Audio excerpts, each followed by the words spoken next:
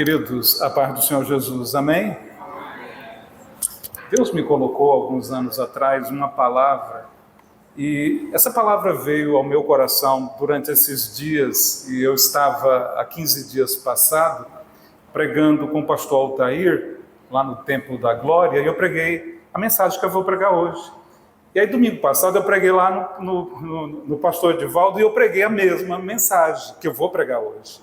Eu me sinto honrado de pregar esse mesmo sermão em 3 lugares, porque eu sinto que tem uma coisa profética, amém? E a palavra coisa, inclusive, vai fazer parte dessa mensagem. E é para Deus falar contigo, para Deus falar com esta igreja, porque Deus, Ele é poderoso, amém? Eu vou ler apenas um versículo que está no velho profeta Isaías. Eu gosto de chamar o profeta Isaías de velho, por conta do seu longo ministério profético. Isaías capítulo 43. Isaías capítulo 43. É um versículo que nos círculos pentecostais, tem uma palavrinha que eu uso, não sei até quanto está certo ou errada, nos círculos até ultrapentecostais usa-se muito, e às vezes usa de um modo errado, mas eu não estou aqui fazendo críticas, tá? Só pontuando. O objetivo não é uma crítica. O versículo que nós vamos ler está em Isaías 43, versículo 19. 43, 19. 43, 19, só a parte A.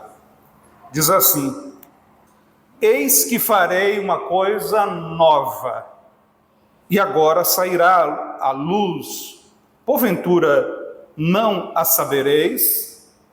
Glória a Deus, amém? Queridos, esse é um versículo extremamente poderoso, amém?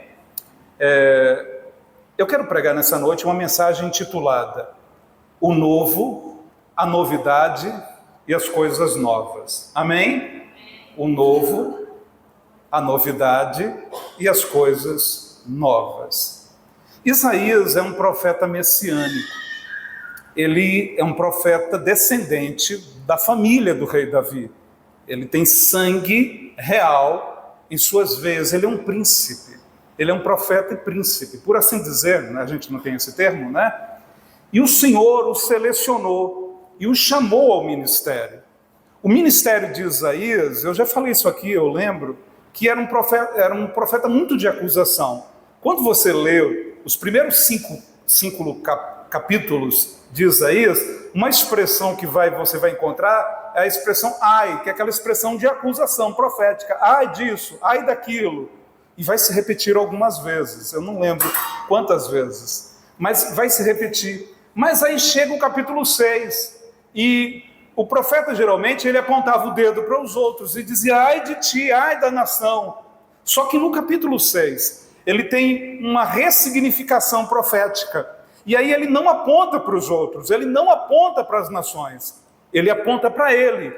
E ele que dizia para todo mundo, ai de você, ai da nação, lá no capítulo 6, num encontro com Deus, ele aponta para ele e disse, ai de mim. E aí as coisas começam a mudar na vida de Isaías. Algo importante começa a acontecer. E o ministério dele é um ministério profínico, muito grande. Ele é um exímio profeta, e ele fala do Cristo, do Messias, do Hamashia. E ele vai falando de Cristo nas suas páginas, e a ponto de alguns teólogos não ver apenas um Isaías, mas ver muitos Isaías. Isso é uma leitura crítica. Eu só vejo um Isaías. É porque quando Deus usa alguém com uma plenitude de poder tão grande, ele vai se renovando, né? Novas aberturas, novas frentes, revelações vão se somando. E aqui é Isaías. E aí ele chega nesse capítulo, que a partir do 39 ganha uma nova essência. E ele diz assim, eis que farei uma coisa nova. E quem é que diz na boca de Isaías? É o Senhor. É o Senhor que diz, eis que farei uma coisa nova. Nós estamos lendo a versão Almeida Revista e Corrigida, que é a versão mais fiel aos textos da Reforma Protestante. E por falar em reforma protestante, no dia 31 de outubro, nós comemoramos mais um dia da reforma protestante. É o texto que nós estamos lendo. Ele tem um diálogo, né, com Erasmo de Roterdã, e tem um diálogo com algumas tradições exegéticas daquele momento. E aí eu vou falar agora alguma coisinha que talvez você vai ver algo diferente, tá? Eis que faço uma coisa nova. A versão que nós estamos usando ali diz coisa nova. É porque ele não tem no texto, tá? É um entendimento exegético, um entendimento de interpretação. Essa palavra coisa nova no hebraico, eu não vou ficar falando hebraico, tá? Ela significa exatamente isso. Uma coisa nova, uma novidade, uma boa notícia, até mesmo uma boa notícia que significa evangelho. Amém? Mas que coisa nova é essa que Isaías profetiza pela parte do Senhor? E eu gosto daquela versão, então, da nossa versão, Almeida Revista Corrigida, que diz uma coisa nova. Diga comigo, uma coisa nova. Então, há uma singularidade, há algo muito personalista nessa coisa nova. E para mim, no meu entendimento desse contexto onde o capítulo está inserido, esta coisa nova, ela é Cristo, é o Messias, é o Hamashia. Amém? Ele é coisa nova. E uma coisa nova, o quê? Criada por Deus. Não é criada no sentido de criação, de fazer, mas é algo que sai de Deus, algo que sai das entranhas de Deus, uma novidade que vem de Deus, das suas entranhas. E a única novidade de Deus que saiu das suas entranhas é o Filho unigênito, o Cristo. Amém? Eis que farei uma coisa nova. E você pode entender assim, a cabeça judaica, a cabeça do hebreu, ele não tinha aquele entendimento. Ele tem muitas esperanças. Ele tem uma esperança num rei, ele tem uma esperança num profeta, porque Moisés falou, um profeta maior do que eu virá. Mas aqui Isaías, ele vai dizer, não, olha, isso é maior do que um profeta, isso é maior do que um rei, certamente é um rei, certamente é um profeta, mas é muito mais do que um rei, é muito mais do que um profeta. É Cristo, o Filho de Deus. Amém? E ele veio a nós. O versículo adiante, na nossa versão, diz assim, e está saindo a luz. No original hebraico, ele diz assim, olha, ele foi brotado como uma semente, ele saiu da semente. Diz a ciência que toda semente, quando vai germinar, tanto a semente humana, quanto a semente da natureza, as plantas, elas emitem luz quando elas dão a luz. A gente fala assim, a mulher dá luz. Quando o óvulo, né, é fecundado, há uma explosão de luz no ventre, no útero da mulher. Da mesma forma, as plantinhas, há uma explosão de energia. O texto original, ele diz isso, brotará a luz, sairá a luz, como querendo dizer que Cristo é uma semente, e Cristo é uma semente de Deus. Amém? 1 Coríntios, capítulo 15, no versículo 3, abre para mim, por favor, deixa eu ver se eu estou certo. Diz assim, segundo as Escrituras, ao terceiro dia. Versículo 3. Não é o seu 3? Passe então lá para o 5. Segundo as Escrituras, ao terceiro dia. Então, eu estou trocando. Deixa eu dar uma olhadinha aqui. Gosto de pregar ensinando, amém? 1 Coríntios, capítulo 15, versículo 4, eu errei, não é o 5, é o 4. Pode colocar, por favor, então? Aqui. A senhora foi rápida mais do que eu, né?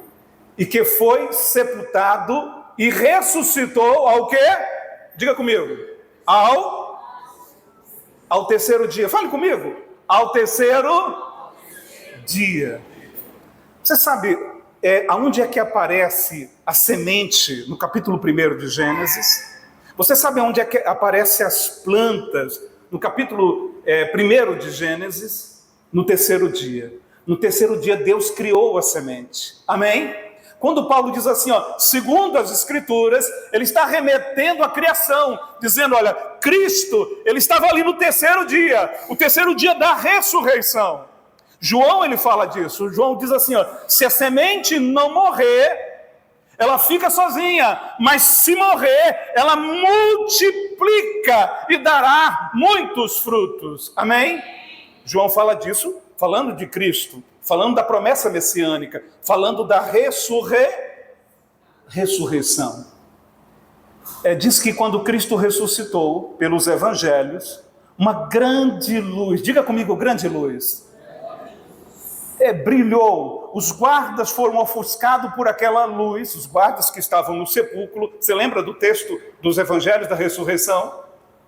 Cristo ressuscitou, saiu da morte para a vida. Amém? Ele é o novo de Deus. Lá em Isaías, no capítulo 53, Isaías 53, deixa eu ver aqui contigo, tem uma parte que fala sobre o renovo. E eu estava me perguntando, se Cristo é o novo, como ele pode ser o renovo? Amém, queridos? Se Cristo é o novo, como ele pode ser o renovo? Porque parece que o renovo, ele tende a fazer o novo velho, sim ou não? Sim. Mais uma vez, essas questões de palavras, de traduções. Isaías 53,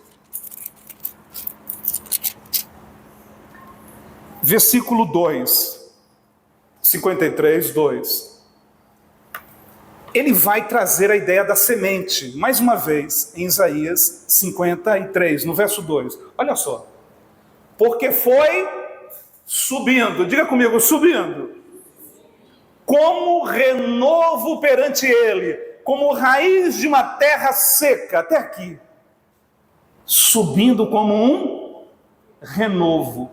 Aí eu fui olhar lá o original, olhar o que significava essa ideia de renovo. Mais uma vez, parece a semente, né? Que foi plantada e vai o quê? Germinar e vai subir. Não é assim que a plantinha, a semente acontece? Pois bem, a palavra renovo aí, ela tem o seguinte significado no hebraico, na etimologia.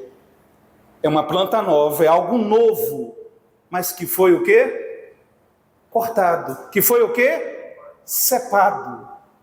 A Bíblia diz lá em Jó, no capítulo 14, que como uma planta que foi cepada, cortada, mas ao cheiro das águas, brotará e produzirá um rebento, algo tenro, algo novo.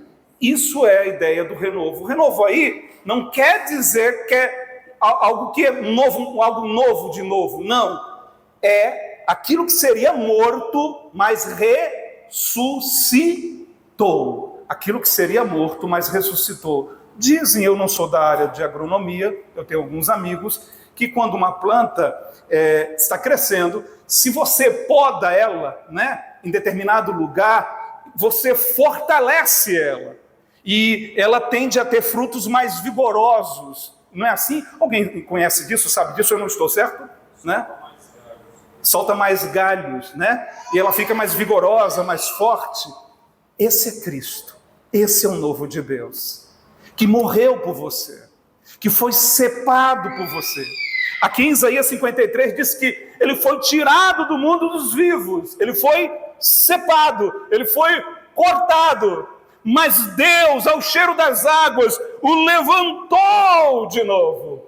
Porque a morte não pode matar o novo de Deus. A morte não pode matar o Cristo de Deus. E ele morreu por você. Só que a Bíblia diz, lá em 2 Coríntios, no capítulo de número 5, no versículo 17. Abre para mim, por favor, pastor. 2 Coríntios, capítulo do número 5, versículo 17. Ele diz que esse novo pode fazer novo as nossas vidas. Quem é esse novo? Cristo. Amém? O homem é velho. Nada no mundo é novo. Tudo é velho, tudo é repetitivo, é enfadonho, tudo é rotineiro. Sabe? É Salomão que diz lá em Eclesiastes: não há nada novo debaixo do sol. As coisas se repetem. Não há novo nada. Mas de repente, Cristo disse: não, eu sou novo e eu posso produzir algo novo nesse mundo tão velho, com estes homens velhos. Lá em Efésios, no capítulo 4, não precisa abrir não, deixa nessa passagem, por favor. Paulo fala do homem velho. Ele diz assim: revestivos do novo homem, que pelo Espírito se renova em Deus. E ele fala lá, o velho homem. E por lembrar da Reforma Protestante, é Lutero, eu não sei se é verdade, se é mito, porque existem uns mitos, umas coisas que vão se repetindo dentro da religião evangélica, e às vezes não é aquilo que foi o fato, a realidade. Mas há algo que dizem que é de Lutero. Lutero diz assim: o velho homem, ele não morreu nas águas bastimais do batismo. O velho homem não morreu nas águas do batismo. Ele sabe nadar, ele não morreu afogado. E você tem um velho homem em você. Você é crente, mas o velho homem está aqui, no seu corpo. Está dentro de você. Romanos capítulo 8 diz que há uma luta entre o espírito e a carne. Há uma luta. O velho homem ainda está em nós. Paulo, lá em Gálatas, ele disse: eu estou crucificado com Cristo. E quando ele diz que está crucificado com Cristo, ele está dizendo, para que o velho homem não ressuscite. E é exatamente Paulo que vai nos falar como ser um novo homem, pelo Espírito de Deus. Ele diz assim: se alguém está em Cristo, isso é um posicionamento, isso é marcar território, isso é assumir uma identidade. Se alguém está em Cristo, nova criatura é. As coisas velhas já passaram, e eis que tudo se fez novo. Amém?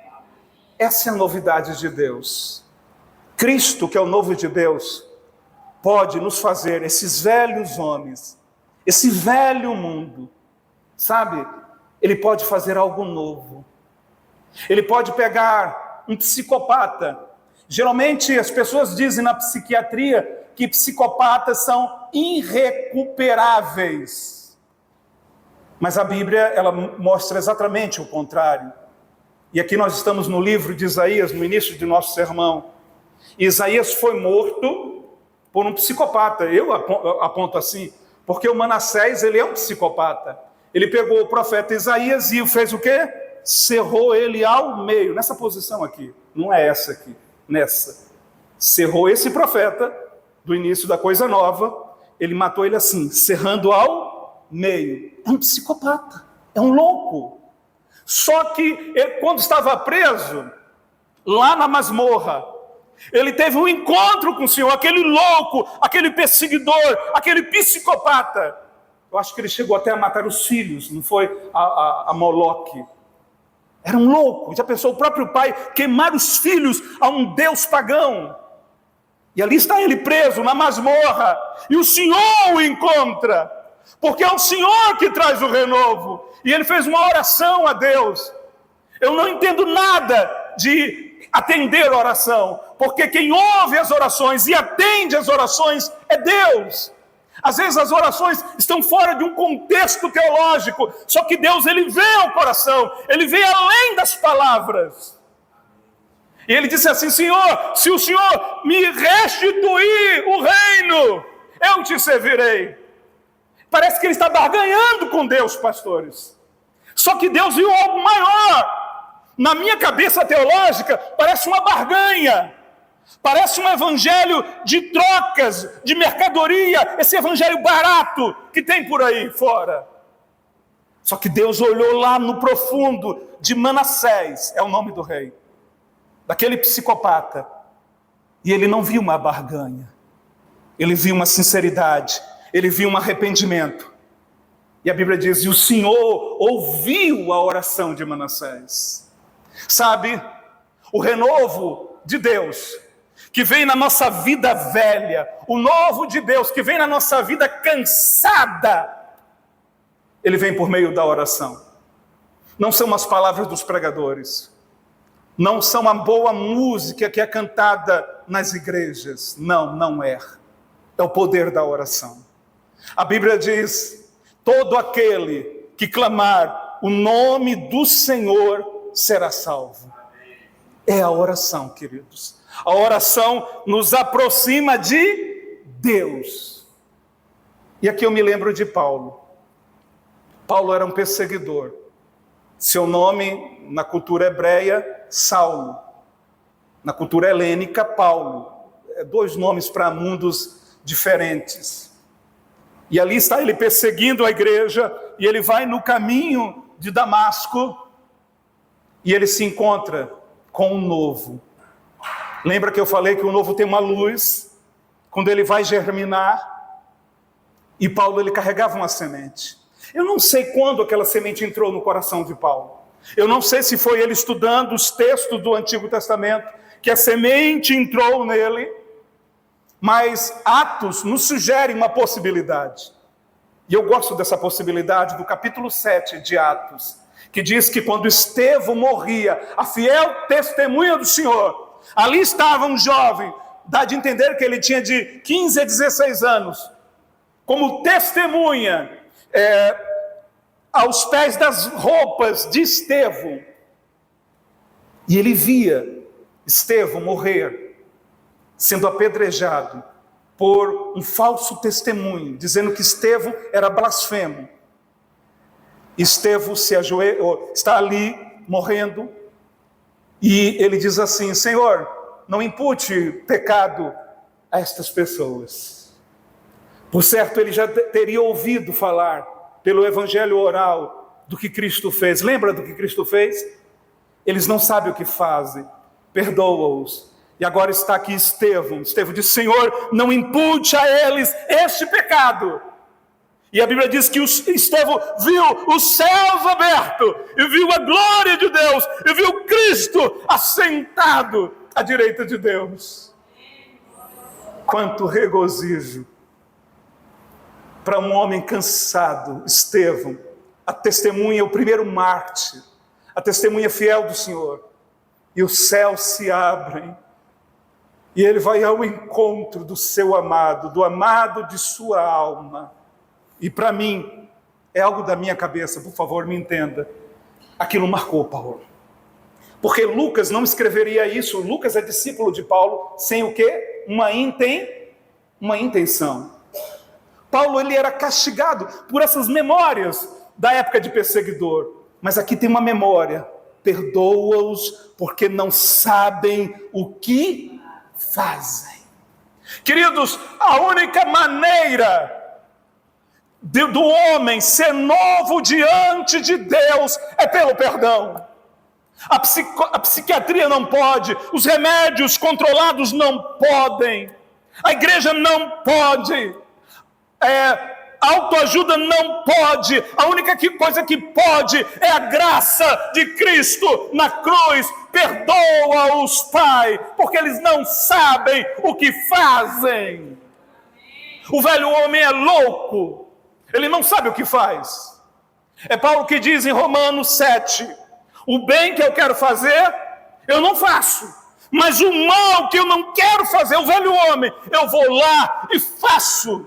É uma luta, é uma loucura, é a loucura do pecado, é a loucura do impulso da carne. Mas o novo, quando entra em nossas vidas, nos transforma. E a igreja precisa disso. Diz que alguns anos atrás, alguns pregadores, não quero citar o nome deles, disseram que no século 21, e um deles morreu inclusive no século 21, no início do século 21, ele dizia: infelizmente, os pregadores e pastores terão que pregar o evangelho à própria igreja, porque no seio da igreja terá pessoas dita cristãos e dita evangélicas, que ainda não são convertidas.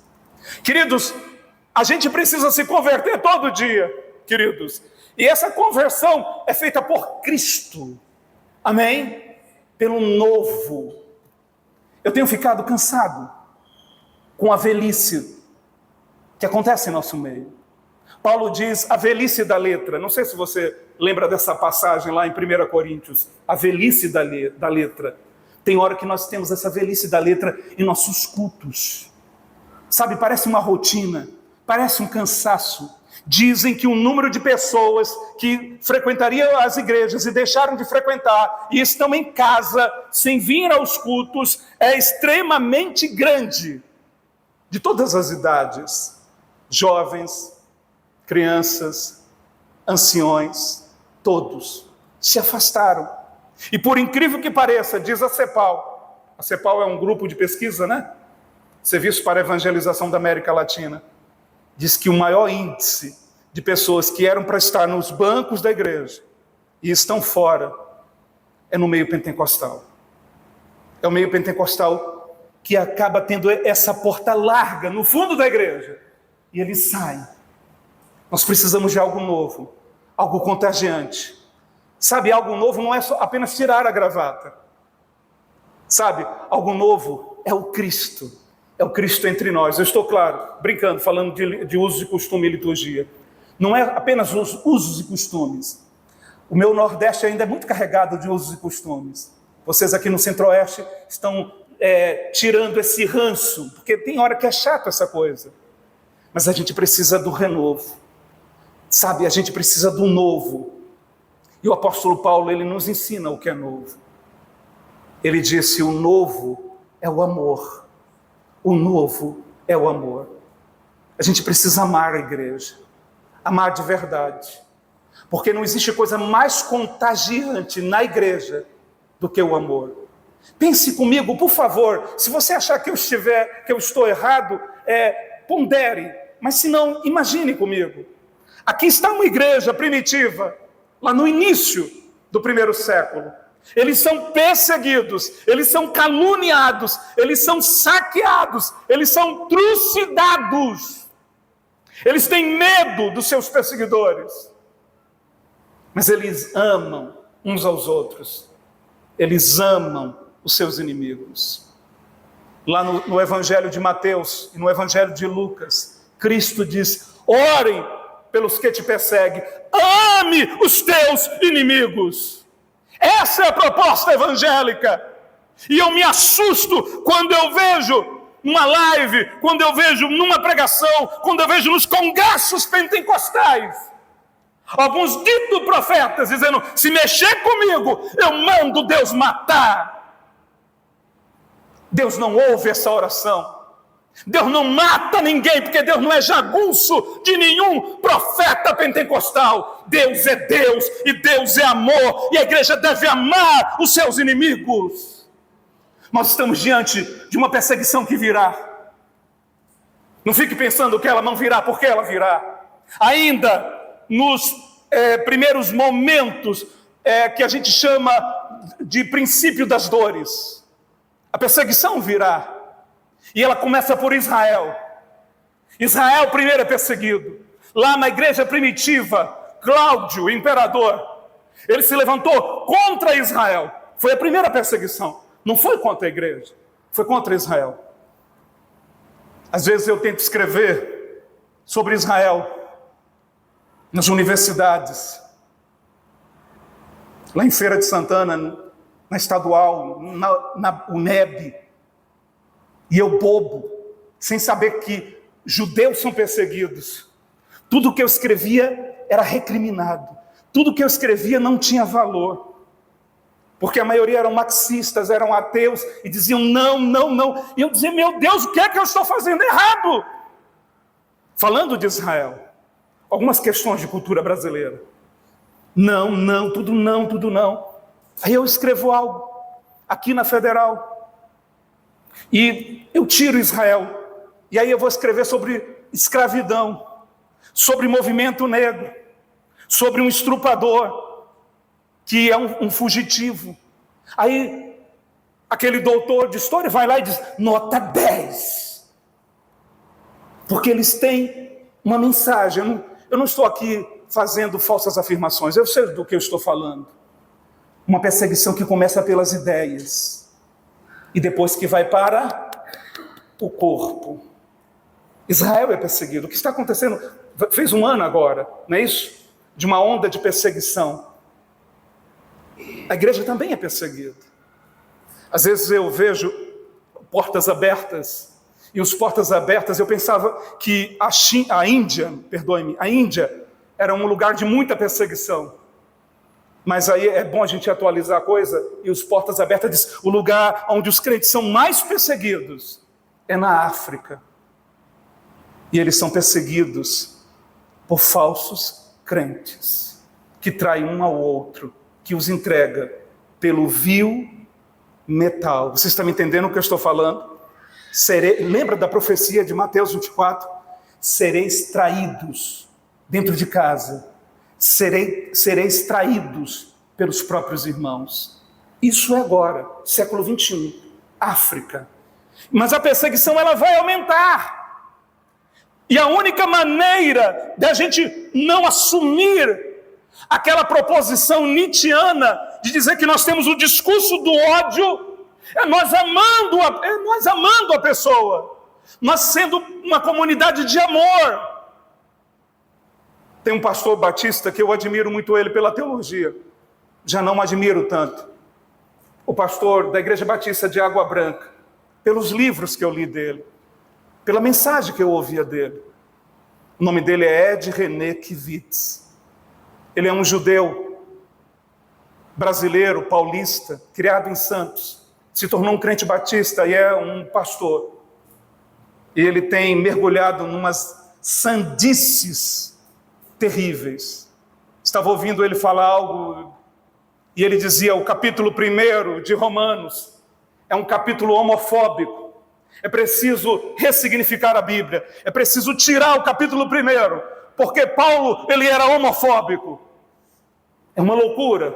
E a loucura, às vezes, assume os púlpitos, assume as tribunas, assume as nossas escolas teológicas, mesmo no meio pentecostal. Mesmo no meio pentecostal. Só o novo pode tirar essas embronhas de nosso meio. A minha esposa falou algo muito forte. Quando eu falava isso para ela, foi ontem, não foi isso?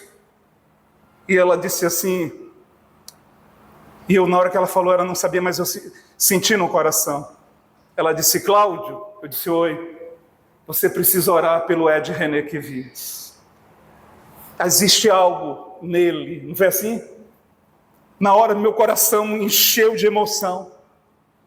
Estou falando do pastor que diz que o capítulo 1 de Romanos tem que ser arrancado. Sabe, queridos, nós temos que amar uns aos outros. Eles vão nos acusar. Eles vão dizer que a nossa mensagem é a mensagem do ódio. Eles vão fazer isso. Eles já estão começando a fazer isso. Só que nós temos um novo. Nós temos o renovo. Aquele que foi ferido, mas que brotou como planta nova. Amém? É preciso que a gente assuma a identidade verdadeira. Não a velha identidade. Sabe? A identidade da desconfiança, do velho homem. Mas a identidade do discernimento. A identidade do amor. Eu não sou uma pessoa boa. O meu velho homem, ele também não se afogou nas águas do batismo. Eu me lembro, bom é Deus, de um dia em Feira de Santana. A minha casa era uma casa que era aberta para todo mundo e a minha despesa é extremamente alta, porque a Bahia tem uma certa carência. E as pessoas vinham e a gente dividia tudo e dava tudo. E tinha hora que eu ficava louco, eu dizia, não tenho recursos, a despesa é alta, supermercado é alto, padaria é alto. Mas Deus nunca fazia nada faltar. E um dia chegou alguém pedindo comida. Na certa sabia pela rua que era a casa do pastor. Era um dia de chuva, e na Bahia quando chove, chove. E ele bateu o portão e chamou, e eu fui até ele. E ele olhou para mim de maneira bem profunda e disse assim, eu quero 1 quilo de açúcar. Na Bahia, açúcar e arroz vende por quilo. Não vende como aqui, como vocês, que é de 5 em 5 quilos. É uma coisa da cultura do Nordeste. Da cultura mais carente. Você está me entendendo? Aí vende em fração menor. Infelizmente. E aí ele olhou e disse, eu quero, me dê 1 quilo de açúcar. Eu falei, ele está achando que aqui é mercearia?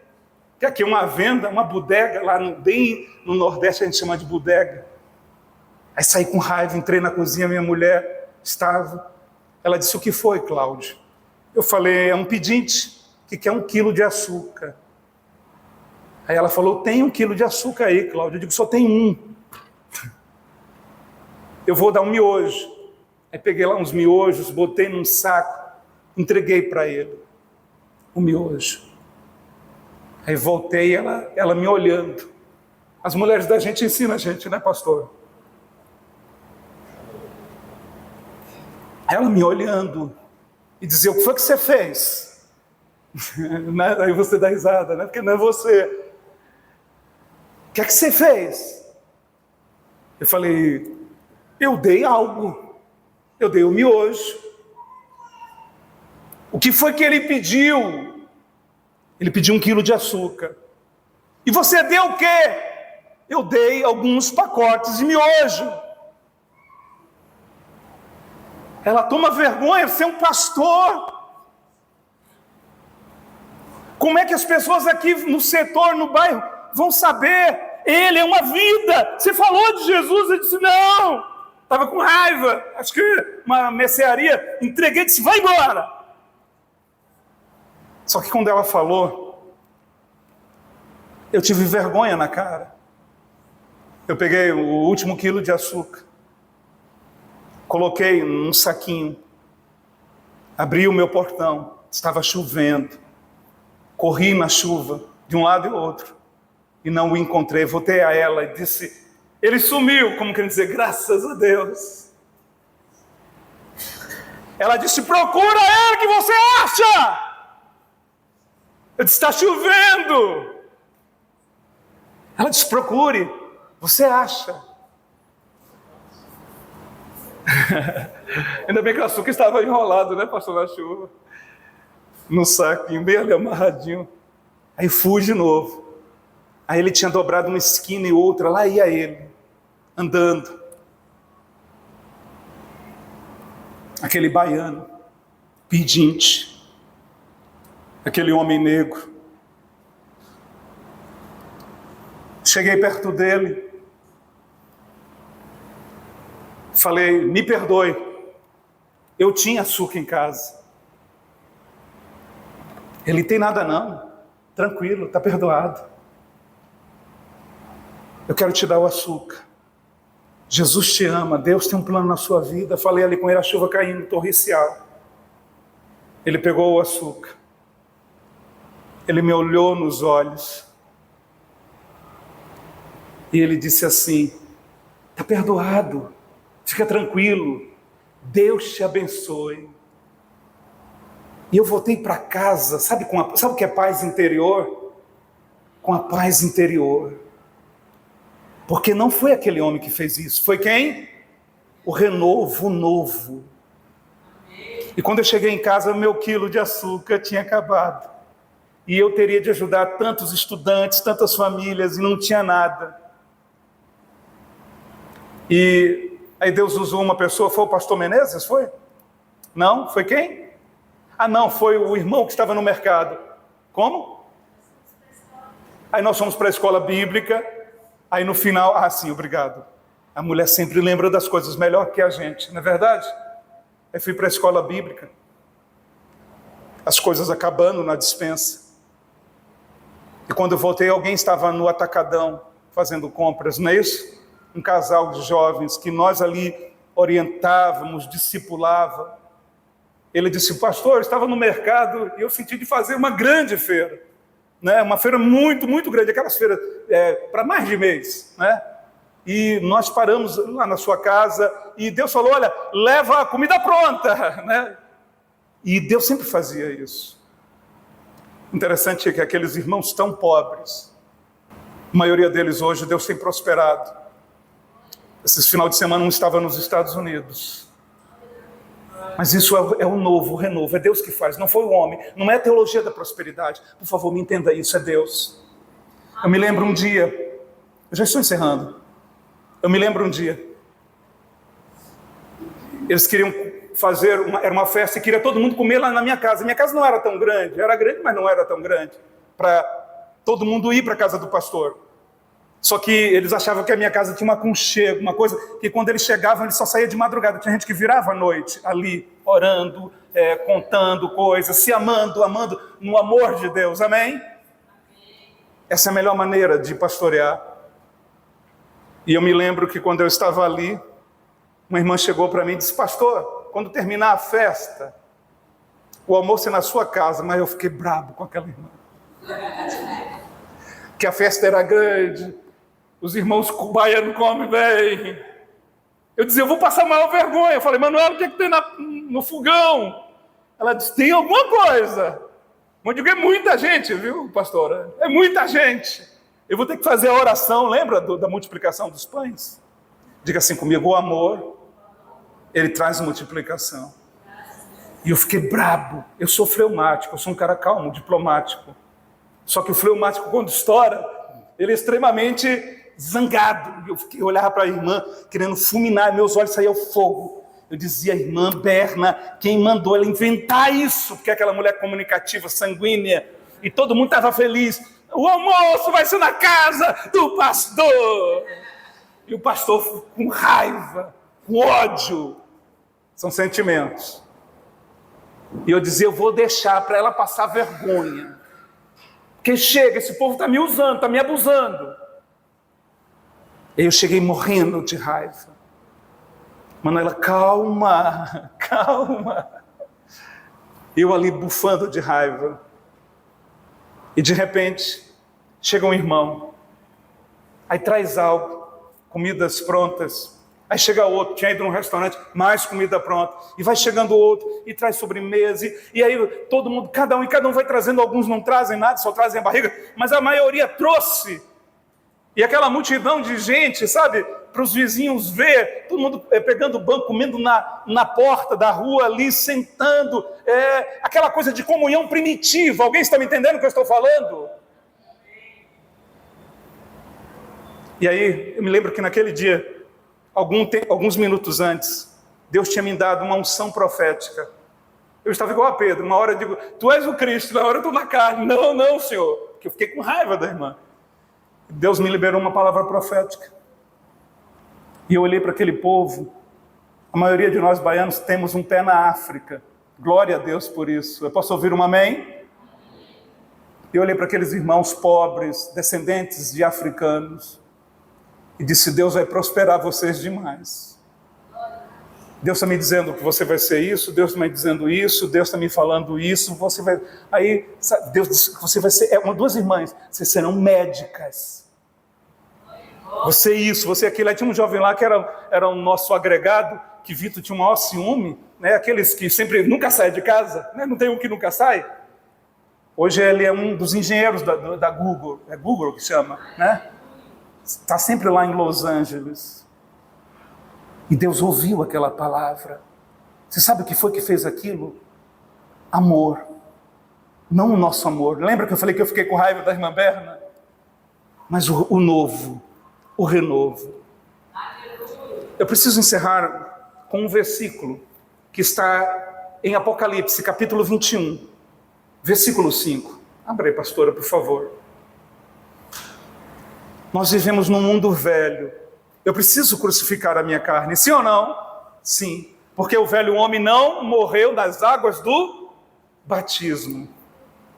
Mas um dia esse velho homem ele vai se acabar ou pela morte do corpo, ou pelo arrebatamento, Mas em Apocalipse, no capítulo 21, no verso 5, diz assim: aquele que está sentado no trono disse: eis que faço nova todas as coisas. E acrescentou: escreve, porque estas palavras são fiéis e verdadeiras. Eu sei que você quer ser feliz aqui. Quem não quer? Eu sei que você quer vitórias aqui. Quem não quer? Eu falei há pouco que Deus mandou uma mensagem, né? Que Deus prosperou aqueles irmãos. E quem não quer? Mas a grande vitória não é aqui. A grande vitória não é aqui. Tem um pregador aqui, eu não quero citar nomes, de uma igreja neopentecostal extremamente grande em Goiânia, que diz assim: o reino é aqui e agora. Não. Ainda é uma semente invisível. Amém? A Bíblia diz: venha o teu reino, seja feita a tua vontade. Nenhuma vitória que nós tenhamos aqui pode ser comparado a esta vitória, que a última fase da salvação chama-se glorificação. Mas eu quero experimentar essa novidade de vida. Amém? Eu quero um avivamento, e eu não vou abrir a mão desse avivamento, mas eu preciso que isso aconteça pelo amor. Eu tenho uma bronca com a Assembleia de Deus. Na Bahia tem umas pessoas que dizem: você não deve falar isso, mas eu falo, porque o profeta precisa ter ousadia. Que ela diz assim que as línguas é o grande sinal. Sim, as línguas são um sinal do batismo com o Espírito Santo, é uma evidência. Mas o grande sinal é o amor. E nós estamos perdendo esse sinal.